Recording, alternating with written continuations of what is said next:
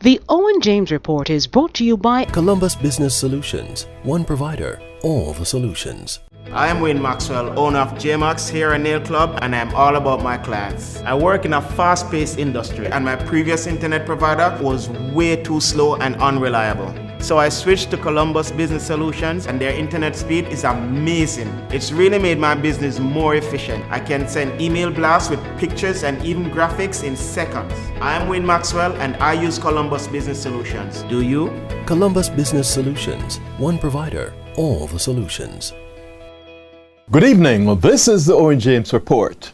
The weakening of the Jamaican dollar is costing Columbus Communications Jamaica Limited, or FLO, a loss of up to 5% in revenues, as much of the company's cost inputs are in US dollars. Now, FLO's president Michelle English tells me the company, like others, has been engaged in forecasting a certain US dollar value for the remainder of the year. So what value is FLO placing on the US dollar this year? I asked Mrs. English. We have projected to have an average throughout the year of about $95. Obviously, transitioning through the year, and that's sort of where we expect. That's not worst case. That's sort of where we hope and expect it to be.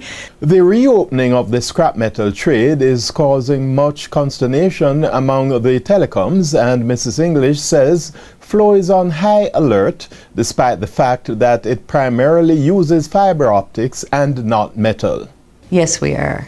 Because we were hurt previously, through cuts to our fiber and cable, even though there was no copper in them.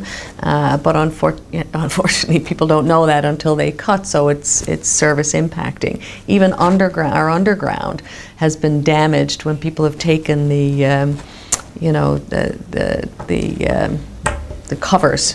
Right, where you have your everything, all your fiber, they take the covers and then they damage the fibers underneath. So I'm concerned because I don't know that the mechanisms that have been put in place at the sort of end, at that end, are going to stop those kinds of activities. On the foreign exchange market, the benchmark American dollar surged to another record high average selling rate against the Jamaican dollar.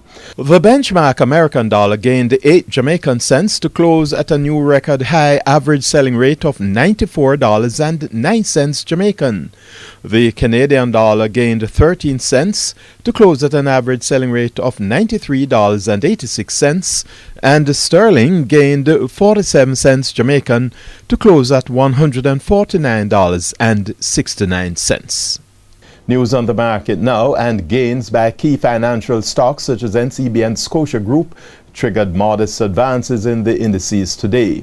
The May JC index advanced by 177 points, or 1/5%. 22 stocks traded, with 9 advancing, 9 declining, and 4 holding firm.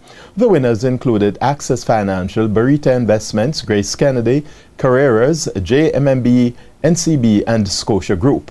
The losers included Consolidated Bakeries or Purity, D&G, Gleaner, Jamaica Broilers, and Radio Jamaica.